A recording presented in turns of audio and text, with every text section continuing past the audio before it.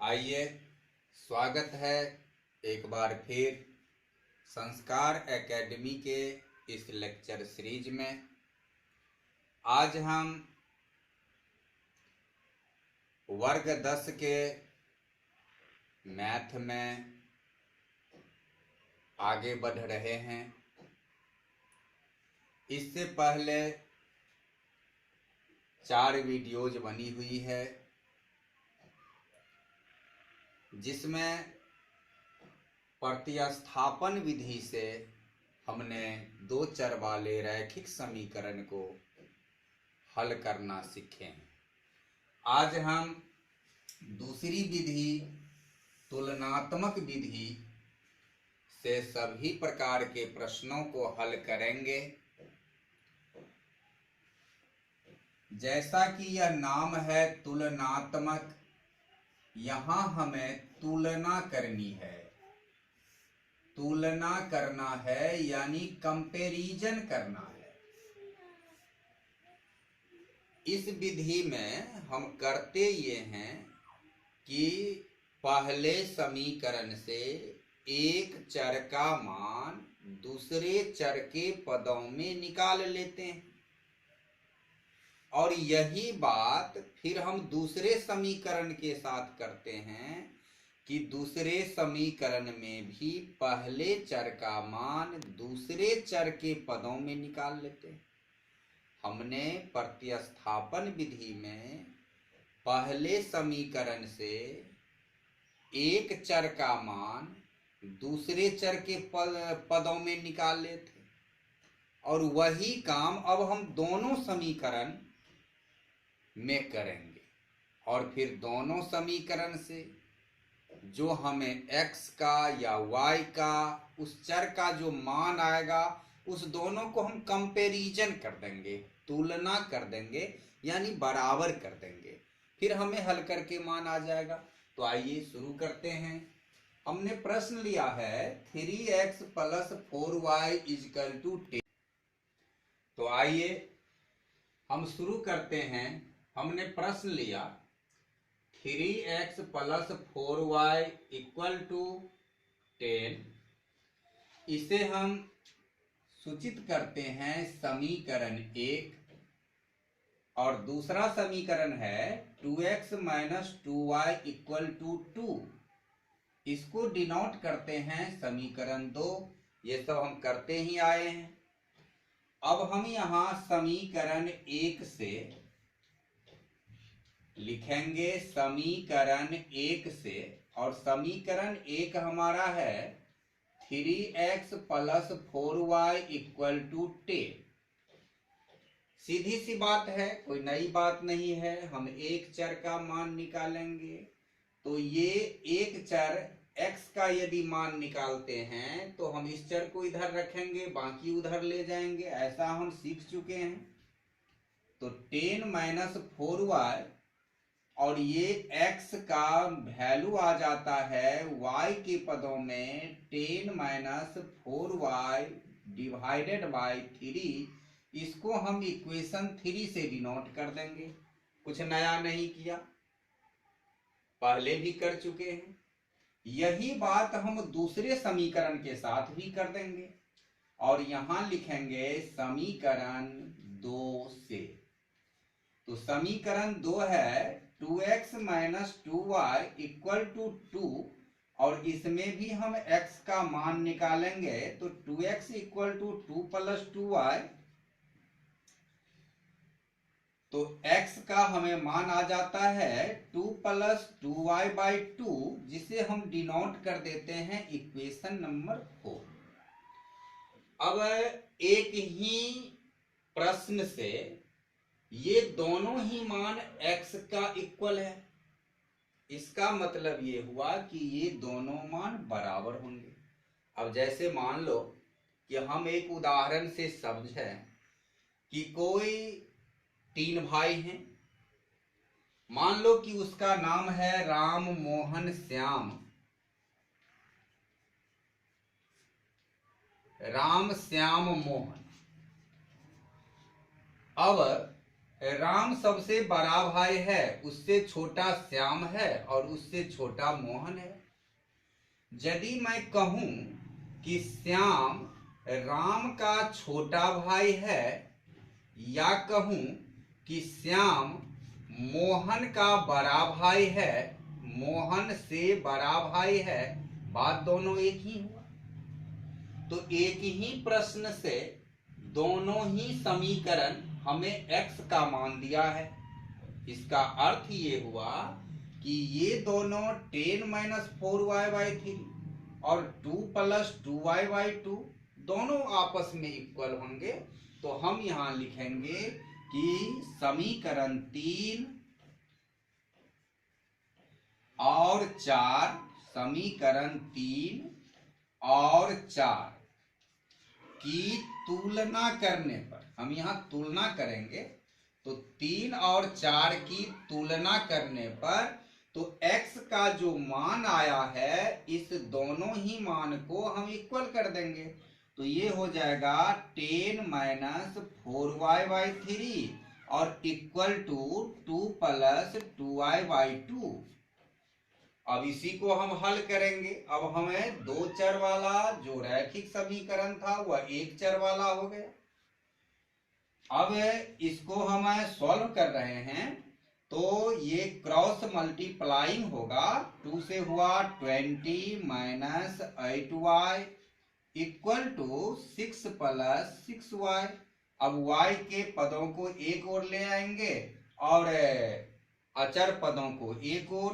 तो इधर माइनस में 8y - 6y इक्वल टू 6 - 20, या -14y इक्वल टू -14, दोनों से माइनस कैंसिल हुआ और y equal to 14 divided by 14 equal to 1।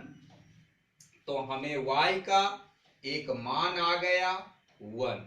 अब इस मान को तुम चाहे 1 में बैठा लो, 2 में बैठा लो, 3 में बैठा लो, 4 में बैठा लो, जहां भी बैठा दोगे हमें प्रश्न का हल मिल जाएगा। और इस तरह हम अब 1, 2 के बनिस्पत 3 या 4 में बैठाएंगे तो एक चरण आगे बढ़ा हुआ ये इक्वेशन है, तो हमें थोड़ी सी सहूलियत होगी। तो यहां लिखते हैं कि समीकरण 3 से, अब समीकरण 3 क्या है कि x equal to 10 - 4y divided by 3 equal to 10 - 4 into y का जो हमें मान आया है divided by 3 equal to 10 - 4/3 equal to 6/3, जो डिवाइडेड होता है 2 इक्वल टू 2, जो हमारे x के मान हैं। तो इस तरह x इक्वल टू 2 और y इक्वल टू 1 हमें आया। यही हमारे समीकरण का हल है। तो इस तरीका से हम तुलनात्मक विधि देखें। हम 1-2 प्रश्न और देख रहे हैं तुलनात्मक विधि में। अब जैसे कि हमने एक और प्रश्न लिया, x - y equal to 0.9, x - y equal to 0.9 और 11 divided by 2 into x plus y equal to 1। मैंने कहा समीकरण कुछ नहीं है, सिर्फ तुम जोड़ घटाओ गुना भाग करते चलो, समीकरण खुद ब खुद हल हो जाएंगे। तो चलो हम उठाते हैं समीकरण 1, इसको डिनोट कर लेंगे पहले, इक्वेशन नंबर 1, इक्वेशन नंबर 2, और यहां लिखेंगे समीकरण 1 से। तो हमारा एक समीकरण है x - y इक्वल टू 0.9। हम चल रहे हैं तुलनात्मक विधि, कंपैरिजन मेथड में। तो एक चर का मान निकाल लेंगे। तो ये x equal to 0.9 plus y, x का वैल्यू आ गया y के पदों में, इसको हम इक्वेशन नंबर 3 सूचित कर लेंगे। अब हम यही काम दूसरे समीकरण से करेंगे। तो समीकरण 2 से, और ये होता है 11/2 into x plus y equal to 1, या इसको यदि हम हल कर दें तो 11/2x plus 2y equal to 1। ये 2 इंटू में है, दो कोष्ट के सभी पदों से इसको गुना होगा तो 2x प्लस 2y। अब हम क्रॉस मल्टीप्लाइंग कर देंगे, 2x plus 2y equal to 11। अब x का वैल्यू निकालना है क्योंकि हमने इसमें x निकाले हैं, तो ये हुआ 2x equal to 11 minus 2y, या x equal to 11 minus 2y divided by 2, कुछ नहीं था। ये देखने में लगता है कुछ नया है, कुछ नया नहीं है, पूरे समीकरण में यही है, जोड़ करो, घटाओ करो, गुना करो, भाग करो, कुछ नहीं है। अब यह हमें इक्वेशन नंबर 4 आ गया। हम दोनों से x के मानों को तुलना कर देंगे, तो यहां लिखेंगे समीकरण 3 और 4, समीकरण 3 और 4 की तुलना करने पर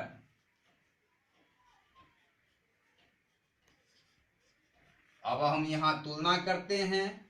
इससे हमें मान आया है 0.9 प्लस वाई इक्वल टू, इससे मान आया है 11 माइनस 2y डिवाइडेड बाई 2। अब इसके हर में कुछ नहीं है तो 1 है जो छिपा हुआ है, हीडिंग है। अब इस क्रॉस मल्टीप्लाइंग करेंगे, 0.9 1.8 हुआ plus 2y equal to 11 minus 2y। अब इसी को हम दोनों y के पदों को एक पक्ष में करेंगे और अचर पदों को दूसरे पक्ष में करेंगे, तो हमें ये जो बनता है 2y इधर है, इधर से 2y लेंगे, माइनस का 2y, इधर आके प्लस का 2y हुआ इक्वल टू, इधर 11 है 11 और प्लस का 1.8, इधर माइनस का 1.8 हुआ। अब ये 2 और 2y दोनों प्लस में हैं, 4y इक्वल टू, अब इसमें 11 का चिन्ह प्लस है, 1.8 का माइनस है, बड़ी संख्या का चिन्ह देकर दोनों को घटाएंगे तो ये दशमलव है, दशमलव का घटाव है, 11 में दशमलव स्पष्ट नहीं है, इसका अर्थ है कि इसके आगे दशमलव है, और ये 1.8 है, तो दशमलव का जोड़ या घटाव जो होता है उसमें दशमलव के ही सामने हमको दशमलव रखना है, तो हमने दशमलव के सामने दशमलव रख दिया और बाकी क्षेत्र में जगह खाली में हम शून्य देके पूरा करते हैं। अब ये घटाव जो होगा, ये शून्य में से 8 जो कि घटा के 2 हुआ पैंचा लेके, ये हुआ 0, 0 में से 10 में से 1 गया 9, तो ये हमें आता है 9.2। अब यहां से हम y का वैल्यू निकालेंगे, 4 गुणांक का उधर डिवाइड में चला जाएगा, और ये जो हमारे सवाल हुआ 2.3, यानी y का हमें मान आ गया 2.3। y का मान निकल गया। हम x का मान 1 में बैठावें, 2 में बैठावें, 3 में बैठावें, 4 में बैठावें, जहां भी y का मान बैठा देंगे हमें x का मान आ जाएगा। यदि हम इसको 3 में बैठा देते हैं तो यहां लिखते हैं कि समीकरण 3 से, और हमारा समीकरण 3 है x equal to 0.9 plus y, या x इक्वल टू 0.9 प्लस 2.3, और जब इसको हम ऐड करते हैं, जोड़ते हैं, तो x इक्वल टू 9 और 3 12 का 2 और 2 1 3.2 आता है। इस तरह x इक्वल टू 3.2 और y इक्वल टू 2.3, यही हमारे दो मान हैं जो इस समीकरण का हल है। तो इस तरीका से हमने देखा कि जिस तरह प्रतिस्थापन विधि में चल रहे थे वही विधि हमारा ये तुलनात्मक विधि भी है। उसमें जो काम हम एक समीकरण से कर रहे थे इसमें दोनों समीकरण से कर देना है। अब इसके बाद हम एक और प्रश्न लेते हैं और उसके बाद हम फिर आगे की विधि में बढ़ जाएंगे। हम दो चर वाले रैखिक समीकरण को 5 विधि से बनाना सिखाएंगे। एक विधि ग्राफ का होगा, इस तरह 6 विधि से इसका हल होगा। हमारे पाठ्यक्रम में, हमारे पाठ्य पुस्तक में ये 6 विधि से हल करना बताया गया है और हम भी इसे पूरी बताएंगे। इसे के बाद हम अब तीसरा प्रश्न लेते हैं और इसी 3 प्रश्न के बाद फिर हम अगले विधि की ओर मुखातिब हो जाएंगे। तब तक अब हमारा ये तीसरा सवाल जो है वह तीसरा सवाल है ax plus by equal to a minus b. और इक्वेशन नंबर 2 है bx minus ay equal to a plus b. तो इस तरीका से हमें 2 समीकरण है, हम इसे डिनोट कर लेते हैं इक्वेशन नंबर 1, इक्वेशन नंबर 2। काम वही करेंगे, यहां लिखेंगे समीकरण 1 से ax plus by equal to a minus b. वही बात है, हमें एक चर x का मान निकालना है, बाकी को उस ओर ले जाएंगे। तो ax equal to a minus b minus b y. ये बी वाई का पद हम उधर ले गए। अब यदि हम x का मान निकालते हैं तो गुणांक का a इसके डिवाइड बट्टा में चला जाता है। a minus b y divided by a, यह हमारा इक्वेशन नंबर 3 आता है। अब हम समीकरण 2 से भी फिर यही कार्य करेंगे। समीकरण 2 से bx minus ay equal to a plus b. तो bx equal to a plus b plus ay, x equal to a plus b plus ay divided by b, इसको हम इक्वेशन नंबर 4 बोलेंगे। अब दोनों ही इक्वेशन से हमें x का मान आ गया है, बस इसको हम कंपैरिजन कर देंगे। समीकरण 3 और 4 की तुलना करने पर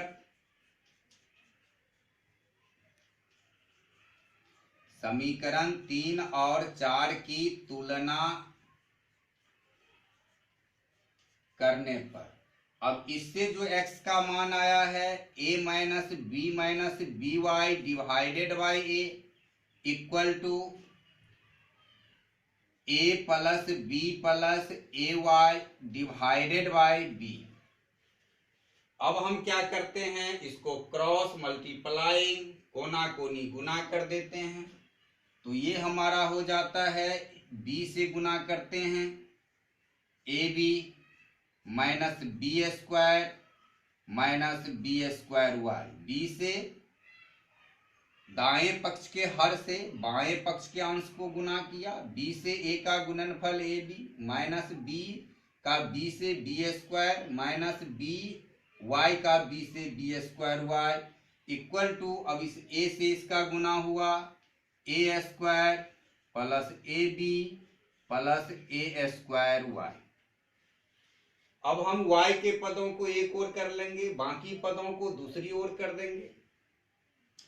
तो इधर है माइनस बी स्क्वायर वाई, इधर से y का पद a स्क्वायर y इधर आएगा माइनस में हुआ equal to a square plus a b, और प्लस का ए बी इधर आके माइनस का ए बी हुआ, माइनस का बी स्क्वायर इधर आके प्लस का बी स्क्वायर हुआ। हम यहाँ देखते हैं ए बी प्लस माइनस में है, कैंसिल हो जाएगा।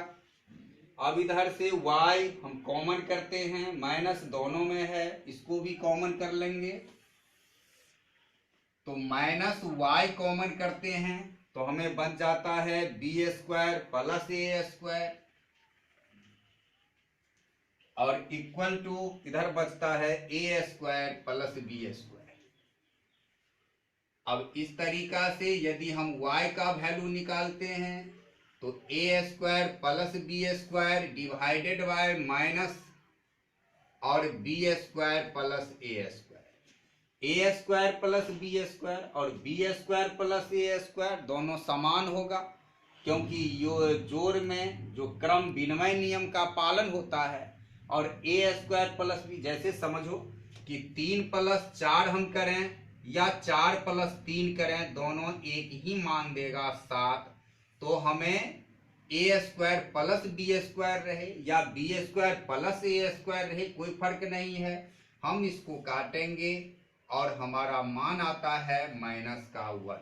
एक माइनस है तो माइनस का 1। अब हम y के इस मान को समीकरण में बैठाएंगे, 1 में, 2 में, 3 में, 4 में, लेकिन हम 3 या 4 में से किसी में बैठाएंगे। तो यहाँ लिखेंगे कि समीकरण 3 से, हमारा समीकरण 3 है x equal to a minus